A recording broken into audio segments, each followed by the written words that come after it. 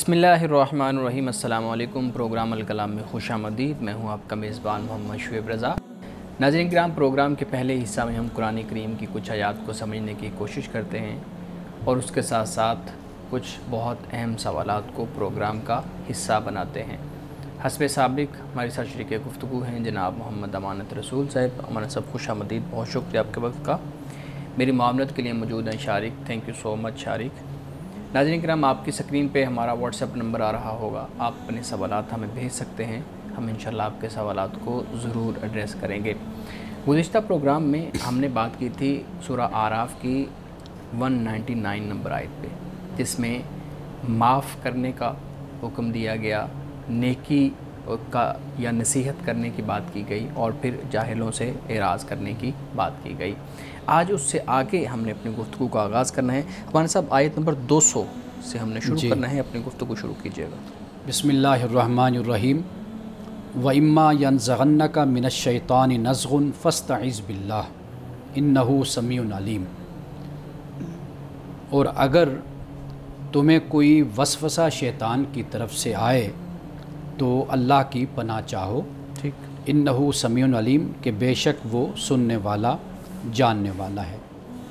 اب یہاں پر جو نزغن کا لفظ ہے نا، نزغن، اس کا مطلب ہوتا ہے دخول فی الامر لافسادہ، یعنی کسی معاملے میں داخل ہونا اس میں فساد پیدا کرنے کے لیے۔ شیطان کا اصل یہ کام ہے۔ ٹھیک ہے، جس طرح حضرت یوسف علیہ السلام نے یہ کہا تھا کہ بھئی شیطان نے میرے اور میرے بھائی کے درمیان مخالفت پیدا کر دی، دوری پیدا کر دی۔ وہاں پر بھی یہی الفاظ ہیں، نزغ الشیطان بینی و بین اخوتی، نزغ الشیطان بینی و بین اخوتی۔ صحیح صحیح۔ تو یہ بات یعنی قرآن پاک نے بیان کر دی۔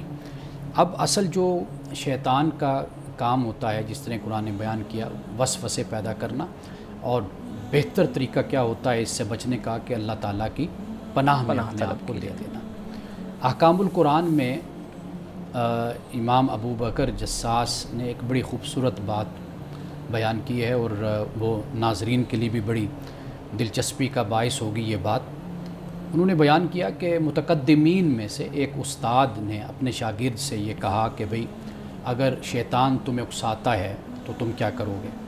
تو اس نے کہا کہ میں اس سے بھاگنے کی کوشش کروں گا۔ ٹھیک، تو استاد نے کہا کہ پھر وہ اگر اکساتا ہے تو کہا میں پھر اس سے بھاگوں گا۔ تو پھر اکساتا ہے پھر بھاگوں گا، کہا یہ تو سلسلہ بڑا پھر طویل ہو جائے گا۔ پھر انہوں نے دوسری بات کہی، انہوں نے کہا کہ آپ بکریاں ہیں، ان میں آپ چلے جاتے ہیں بکریوں کے ریوڑ میں، تو وہاں پر کتا ہے تو وہ آپ پہ بھونکتا ہے تو آپ کیا کریں گے؟ تو کہیں گے میں اس کو بھگانے کی کوشش کروں گا۔ تو ان کا پھر بھی وہ بھونکتا ہے تو کہا میں پھر اس کو بھگانے کی کوشش کروں گا۔ تو انہوں نے فرمایا یہ تو پھر سلسلہ طویل ہو جائے گا، یہ تو پھر تم اس کو بھگاتے رہو گے اور وہ بھونکتا رہے گا۔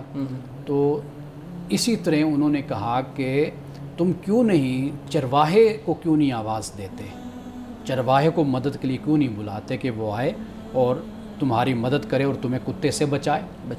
تو انہوں نے اسی طرح کہا کہ جب شیطان وسوسہ ڈالتا ہے تو پھر اللہ کی پناہ چاہو۔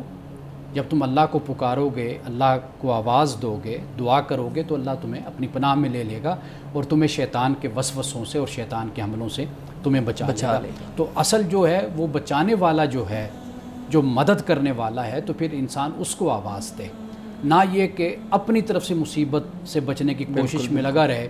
جس طرح وہ بزرگ جو فرماتے ہیں کہ بھئی شیطان اگر اکساتا ہے تو کیا کرو گے؟ کہ میں اس سے بچنے کی کوشش کروں گا، اس کو بھگاؤں گا۔ تو یا کتا بھونکتا ہے تو کیا کرو گے؟ جو میں اس کو بھگاؤں گا۔ تو بھائی تم چرواہے کو آواز دو، چرواہے کو آواز دو، بلاؤ، وہ تمہاری مدد کرے گا۔ اسی طرح شیطانی معاملات میں اللہ تعالیٰ سے مدد مانگو، اس کی پناہ مانگو، تو اللہ تعالیٰ تمہیں حفاظت عطا کرے گا۔ لیکن یہ جو شیطانی معاملات ہیں یا جو شیطان انسان کو ورگلاتا ہے، کیا اس کی کوئی اسکیم واضح ہوتی ہے؟ یعنی ہمیں قرآن یا رسول اللہ صلی اللہ علیہ وسلم کی روایات سے کوئی اس کی اسکیم واضح نظر آتی ہے، یا پھر جو انسان کے اندر کمزوریاں ہیں جن کو قرآن بھی بیان کرتا ہے کہ انسان جہول ہے، پھر اسی طریقے سے لالچ ہے، مطلب یہ جو انسانی کمزوریاں بیان کی گئی ہیں، اللہ تعالیٰ نے انسان کے اندر یہ کمزوریاں رکھی ہوئی ہیں، انہی کو وہ نشانہ بناتا ہے یا اس کی کوئی اور اسکیم ہے؟ دیکھیے آپ نے صحیح بات کی طرف اشارہ کیا کہ قرآن مجید میں جو انسان کی اخلاقی کمزوریاں ہیں یا برائیاں ہیں وہ در حقیقت اس کے ذریعے سے شیطان انسان کو ورغلاتا ہے. پہلے یہ بات کلیئر کر لیجئے کہ شیطان انسان سے زبردستی کچھ نہیں کرواتا. اچھا. ہاں، زبردستی بائی فورس انسان سے کچھ نہیں کرواتا. قرآن مجید نے بھی اس کو بیان کیا کہ کل جب لوگ یہ کہیں گے کہ شیطان نے ایسا کیا، ہم سے کروایا، تو وہ شیطان خود وہاں پر ان سے برات کا اعلان کرے گا، بری ہونے کا اعلان کرے گا. وہ کہے گا بھئی میں نے تو صرف تم کو دعوت دی تھی، کیا تم نے خود تھا، تم نے انوائٹ کیا تھا، میں نے بلایا تھا، لیکن تم آئے اپنے اختیار کے ساتھ تھے، اپنے ارادے کے ساتھ تم آئے تھے. تو لہٰذا من شر الوسواس جو ہے، وسوسہ ہوتا ہی یہی ہے کہ جس کو انسان دیکھ نہیں سکتا آنکھوں سے، لیکن انسان کے اندر شیطان جو سا ہے وہ چل رہا ہوتا ہے، اس کے دل میں خیال پیدا ہو جاتا ہے، کمزوریوں کو نشانہ بناتا ہے. ایک تو یہ چیز ہوتی ہے. دوسرا یہ ہوتا ہے کہ وقت اور موقع جو سا ہوتا ہے وہ بھی بڑا اہم ہوتا ہے شیطان کے لیے. یعنی مثال کے طور پر آپ دیکھیے کہ تنہائی ہے، آئسولیشن ہے، خلوت میں ہے انسان، تو وہاں پر بھی شیطان انسان کو نشانہ بناتا ہے. واضح بات ہے کہ انسان یہ سوچتا ہے میں اکیلا ہوں، مجھے کوئی نہیں دیکھ رہا، بالکل، لہٰذا میں کوئی غلط کام کروں گا تو میں کچھ بھی کر سکتا ہوں.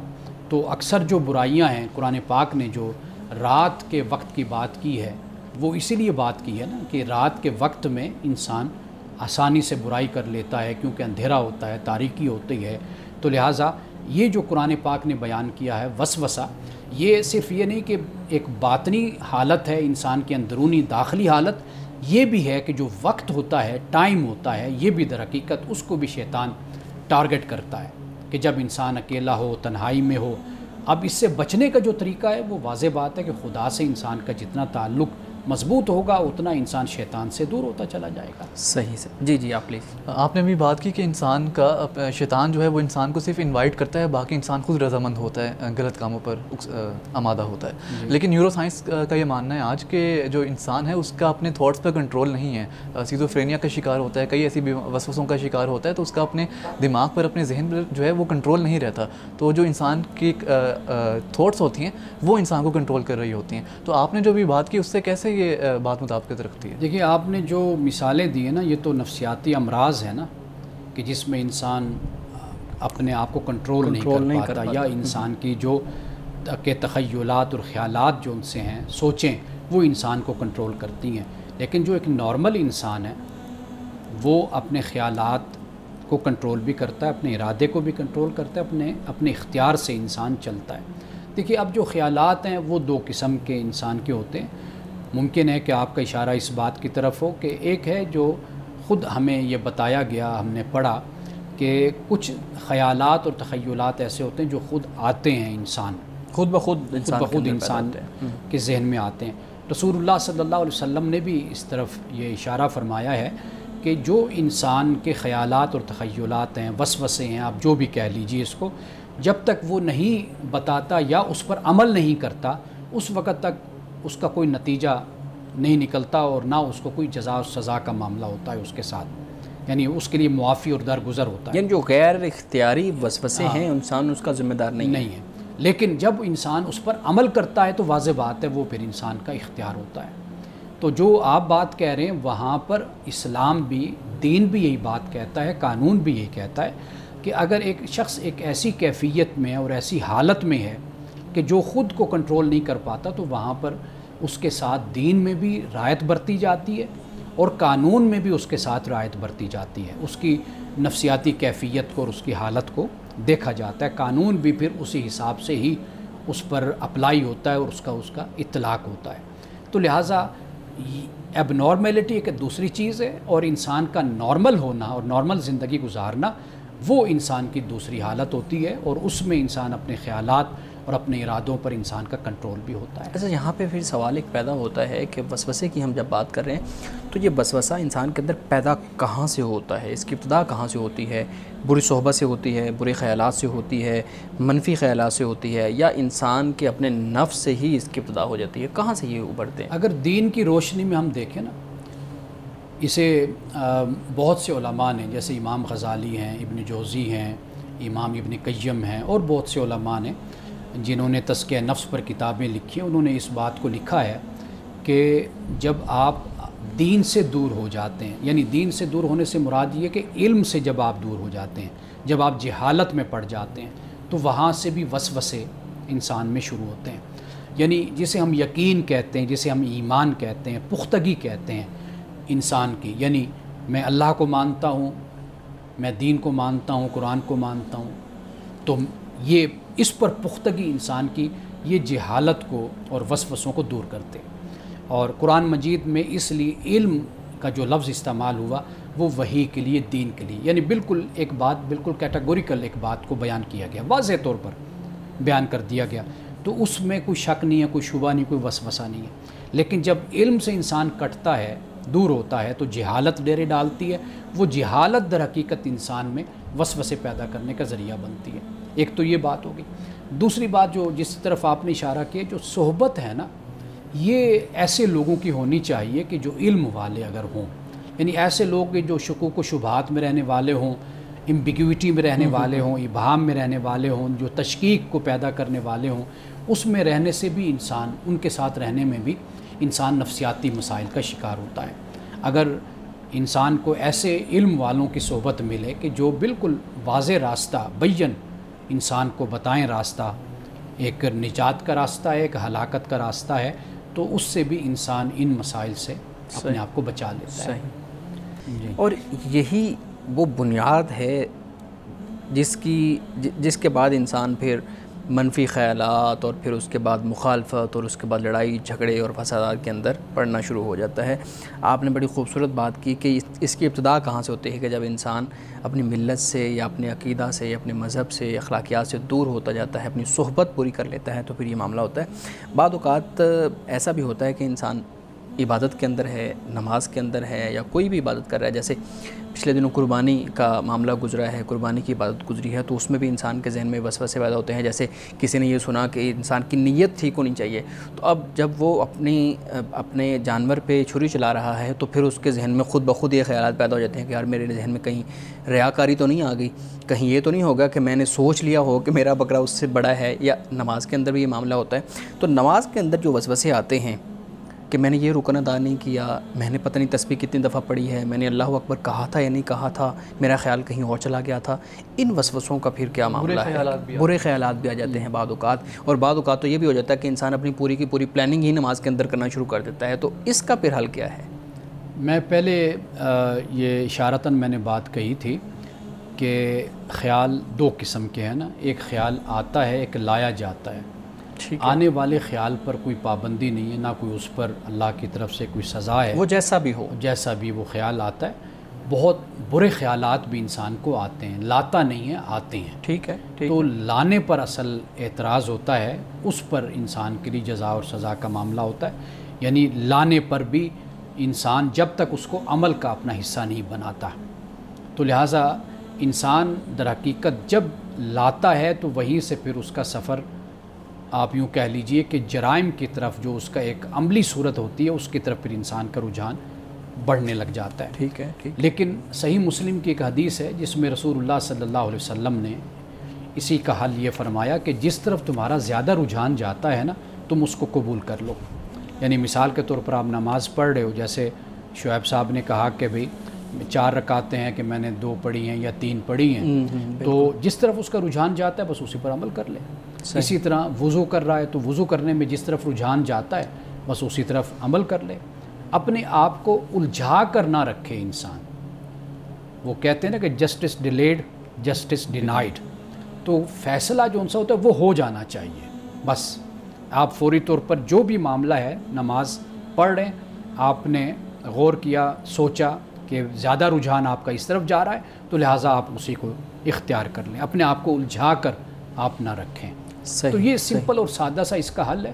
باقی جو ہے کہ ایک شخص خیالات لاتا ہے، پھر نماز میں وہ اپنا کوئی دکان کا حساب کتاب کھول کے بیٹھ جاتا ہے، اپنی تجارت کا یا کوئی اور معاملہ اپنے ذہن میں پھنسا کر پھر نماز پڑھتا ہے.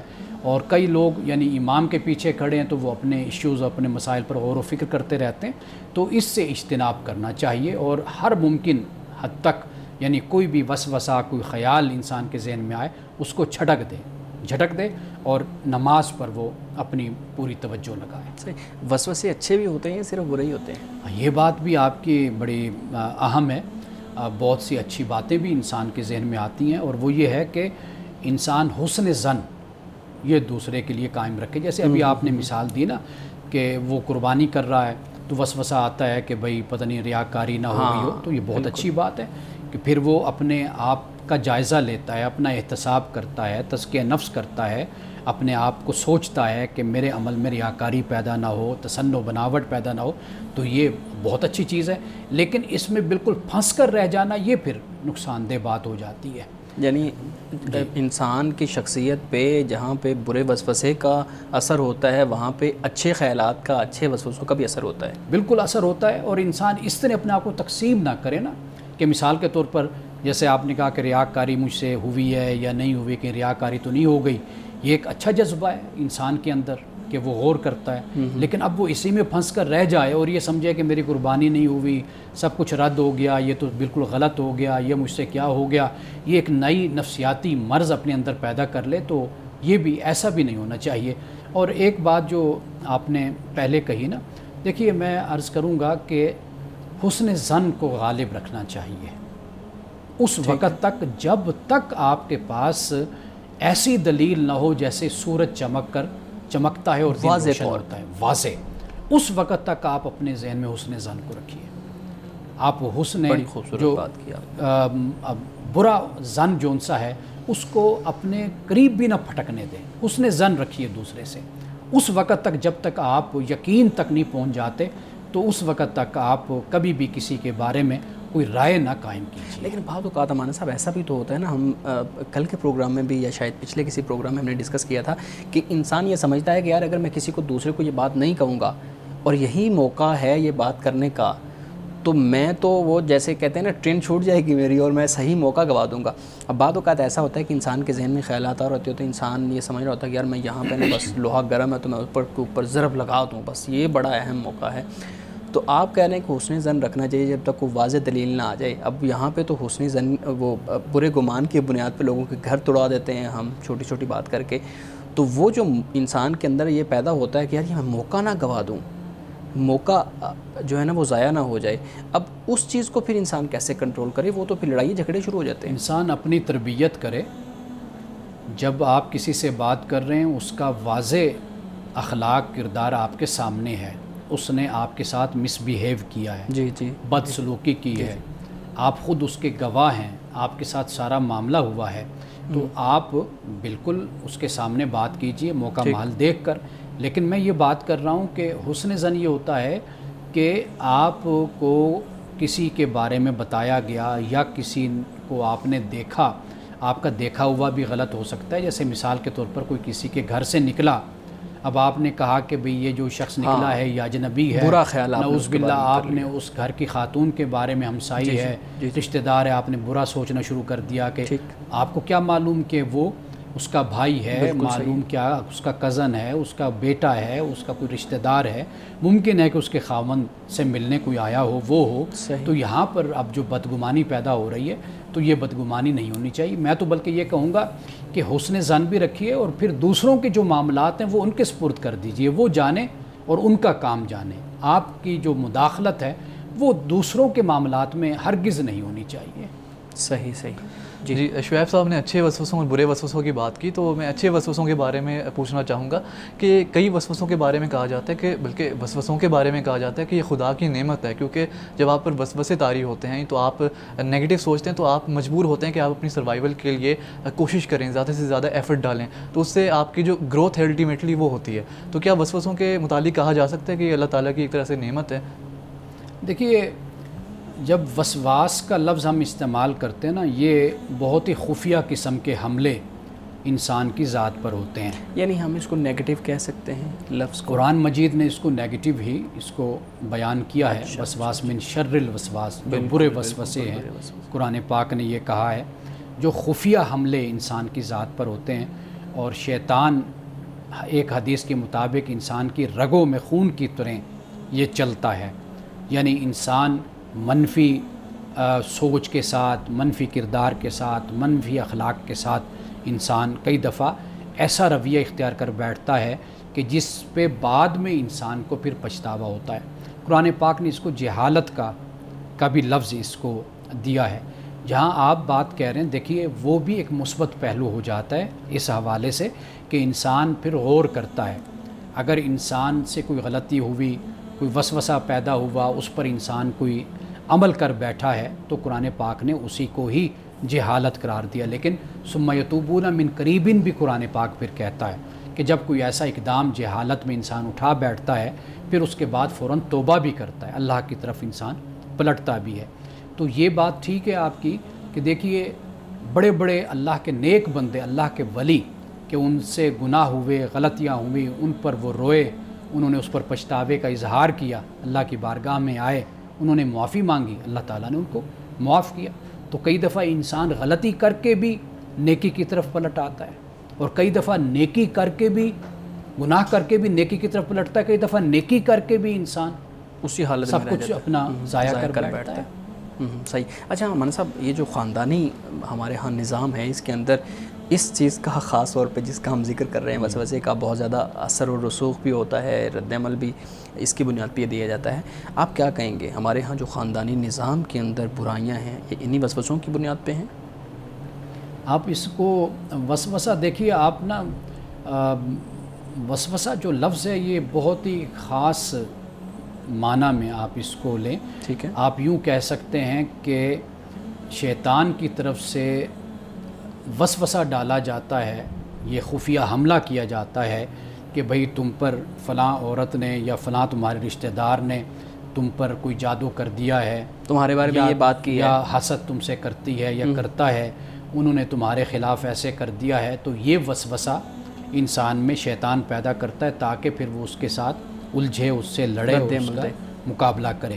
تو یہ جو بدگمانی ہے نا، وہ ایک بڑی مختلف چیز ہو جاتی ہے۔ وسوسہ بہت ہی باریک حملہ ہوتا ہے کہ جس کو انسان کئی دفعہ سمجھ بھی نہیں پاتا، بالکل صحیح، کہ میرے جو یہ جذبات اور احساسات ہیں یہ کیوں پیدا ہوئے ہیں اور اس کی کیا وجہ ہے، وہ اس کو سمجھ نہیں آ پاتی، اور وہ اس کے ہاتھوں پھر استعمال ہو جاتا ہے۔ صحیح صحیح ہو رہی تھی، ہم اس پہ کافی چیزیں سیکھ رہے تھے، لیکن کچھ ایسے سوالات ہیں، میں چاہ رہا ہوں اس پہ بھی آپ بات کریں۔ ہمارے ہاں 3 لفظ عام طور پہ استعمال کیے جاتے ہیں۔ آج کل سوشل میڈیا کا دور ہے، تو بار بار ایسے الفاظ استعمال کیے جاتے ہیں، کبھی کسی شخص کے بارے میں، کبھی کسی شخص کے بارے میں، کافر، مشرک اور منافق۔ میں چاہوں گا کہ آپ ان تینوں میں فرق واضح کیجیے گا، اور قرآن ان الفاظ کو کن افراد یا اشخاص یا شخصیتوں کے ساتھ لنک کرتا ہے؟ کافر کے بارے میں قرآن مجید یہ بتاتا ہے کہ کافر وہ ہوتا ہے کہ جو ارادتاً، جان بوجھ کر، ضد کے ساتھ، ہٹ دھرمی کے ساتھ، حالانکہ اس پر حق واضح ہو گیا اور اس کو بتا دیا گیا کہ حق کیا ہے، پیغمبر نے، اللہ کے نبی اور رسول نے حق اس پر واضح کر دیا، لیکن وہ اس پر ڈٹا رہا۔ ٹھیک ہے۔ تو یہ جو ڈینائل ہوتا ہے، یہ جو انکار ہوتا ہے، اس کو قرآن مجید کفر کہتا ہے۔ ٹھیک ہے۔ اور جو یہ راستہ اختیار کرنے والا ہوتا ہے اس کو کافر کہا جاتا ہے۔ اور یہاں پہ یہ بھی میں ایک فرق آپ کو بتاتا چلوں کہ قرآن مجید نے اہل کتاب کو اہل کتاب کہا ہے، یعنی صحیح۔ جو مسیحی ہیں، یہودی ہیں، ان کو قرآن مجید نے یا اہل الکتاب، اے اہل کتاب کہا ہے۔ ان کو قرآن مجید نے یا ایھا الکافرون نہیں کہا، اے کافرون۔ ٹھیک ہے، ٹھیک ہے۔ اور قرآن میں متعدد جگہ پہ اہل کتاب کا ذکر ہوا۔ کافرون جو قل یا ایھا الکافرون سورۃ الکافرون ہے، وہ صرف اور صرف جو قریش مکہ کے جو لوگ تھے کافر، انکاری، جنہوں نے انکار کیا، حق جن پر واضح ہوا، محمد رسول اللہ صلی اللہ علیہ وسلم نے ان کو بتایا کہ میں اللہ کا رسول ہوں، اللہ کا نبی ہوں، مجھے اللہ نے تمہاری طرف مبعوث کیا ہے، میں بنو اسماعیل سے میں آیا ہوں۔ صحیح صحیح۔ اور حق بالکل واضح ہوا، وہی مجھ پر اترتی ہے، قرآن بتایا، سنایا، سب کچھ، ہر چیز ان پر واضح ہو گئی، لیکن اس کے باوجود بھی وہ انکاری رہے، اور یہ انکار ان کا ارادتاً تھا، اختیار کے ساتھ تھا، تعصب کے ساتھ تھا، اور وہ اس پر ڈٹے رہے اپنے نفس کے ہاتھوں دھوکہ کھا کر۔ تو یہ جو چیز ہے یہ اس کو کفر کہتے ہیں، اور جو کرنے والے ہیں وہ کافر ہیں۔ اہل کتاب کو قرآن مجید نے کافر نہیں کہا، ٹھیک ہے، لیکن کفر کی صفت ان کے اندر پائی جاتی ہے کہ انہوں نے انکار کیا، لیکن کافر نہیں کہا ان کو، ٹھیک ٹھیک، خطاب نہیں کیا۔ یہ ایسے ہی ہے کہ جیسے مسلمان ہے لیکن ممکن ہے اس کے اندر بھی کوئی کفر کی صفت ہو. جیسے مثال کے طور پر قرآن کہتا ہے وَمَن لَّمْ يَحْكُم بِمَا أَنزَلَ اللَّهُ فَأُولَٰئِكَ هُمُ الْكَافِرُونَ کہ جو اللہ تعالیٰ نے نازل کیا اس کے مطابق جو فیصلہ نہیں کرتا یا نہیں کیا اس نے تو وہ لوگ کافر ہیں. اب ہماری صورتحال مسلمانوں کی کیا ہے؟ ہم اپنے آپ کو مسلمان مومن کہتے ہیں لیکن آپ دیکھ لیجئے کہ ہم اللہ کے جو حدود ہیں اللہ کے جو احکام ہیں اس کے محتاط زندگی نہیں گزار رہے. ہمارا اجتماعی اور انفرادی نظام بھی اس کے مطابق نہیں ہے. تو لہٰذا کفر کی صفت ہونا کوئی وہ ایک علیحدہ چیز ہے. پورا نظام زندگی کفر پر قائم ہونا یہ بالکل مختلف چیز ہے. تو اس کے لیے قرآن پاک نے ان کو کافر کہا ہے. جہاں تک بات ہے مشرک کی، یہ شرک کرنے والے یعنی جو خدا کے ساتھ دوسروں کو شریک ٹھہراتے ہیں، یعنی اللہ کا نائب بنا دیا، اللہ کا وزیر بنا دیا، اللہ کے اختیار آگے تقسیم کر دیے. وہ شرک فی العبادت بھی ہوتا ہے، وہ شرک فی الصفات بھی ہوتا ہے، وہ شرک فی الذات بھی ہوتا ہے. اسی طرح جو منافق ہے نفاق، یہ وہ ہوتا ہے کہ جو بات اپنے منہ سے کہہ رہا ہے دل اس پر ایمان نہیں رکھتا، اس کا باطن اور وہ اس کو نہیں مانتا، اس کو منافق. اچھا ایک منافق ہوتا ہے ایمانی، یہ اس کا تعلق رسول اللہ صلی اللہ علیہ وسلم کے زمانے کے ساتھ تھا. یعنی مدینہ میں ایمان کے منافق تھے کہ جنہوں نے زبان سے کہا، جیسے قرآن پاک کہتا ہے کہ اذا جاء المنافقون، اے نبی صلی اللہ علیہ وسلم آپ کے پاس منافق آتے ہیں تو کہتے ہیں کہ ہم گواہی دیتے ہیں کہ آپ اللہ کے رسول ہیں. تو اللہ پاک فرماتا ہے واللہ یعلم انک لرسول، اللہ جانتا ہے کہ بے شک آپ اس کے رسول ہیں. واللہ یشہد ان المنافقین لکاذبون، لیکن اللہ گواہی اس پر دیتا ہے کہ یہ جو منافق ہیں یہ جھوٹے ہیں. کیوں؟ اس لیے کہ یہ زبان سے تو کہہ رہے ہیں لیکن دل سے تسلیم گواہی نہیں دیتا. تو اس کو منافق کہتے ہیں. آخری بات، یہ جو آج کا نفاق ہے نا یہ اخلاقی نفاق ہے. جسے رسول اللہ صلی اللہ علیہ وسلم نے اس طرح فرمایا کہ جو منافق کی 3 نشانیاں ہیں، کہیں پر 4 آپ نے فرمایا کہ جب بات کرے گا جھوٹ بولے گا، جب کوئی بحث ہوگی جھگڑا ہوگا تو گالیاں دینا شروع کر دے گا، جب امانت رکھی جائے گی تو خیانت کرے گا، جب وعدہ کرے گا تو وعدہ خلافی کرے گا. تو یہ کردار اور اخلاق کا نفاق یہ مسلمانوں میں بھی پایا جاتا ہے، دوسروں میں بھی پایا جاتا ہے. لیکن جو ایمانی نفاق ہے وہ رسول اللہ کے زمانے کے ساتھ اس لیے خاص ہے کیونکہ اس وقت وحی اترتی تھی اور وحی کے ذریعے بتا دیا گیا کہ یہ لوگ منافق ہیں، دل سے نہیں ان کی نشاندہی کر دی گئی. تو لہٰذا اب چونکہ وحی کا سلسلہ ختم ہو گیا، ختم نبوت ہو گئی، تو لہٰذا اب قیامت تک ہم ایمان کے نفاق کو کبھی نہیں جان سکتے. باقی اخلاقی نفاق کی جو صفات ہیں اور جو اس کی برائیاں ہیں وہ ہمیں معاشرے میں نظر آتی. بڑی خوبصورتی سے آپ نے ان تینوں ٹرمنالوجیز کو واضح کیا. شارق آپ کا سوال بہت اہم ہے، پلیز ہمارے صاحب سامنے رکھیے. جی، اگر اللہ نے دنیا میں انسان کو اپنا نائب بنا کر بھیجا ہے تو دنیا میں اتنی ناانصافی کیوں ہے، اتنا ظلم کیوں ہے، اور اس ظلم کو کوئی روکنے والا کیوں نہیں ہے؟ دنیا میں دونوں چیزیں ہوتی ہیں، عدل بھی ہوتا ہے اور ظلم بھی ہوتا ہے، انصاف بھی ہے اور زیادتی بھی ہے.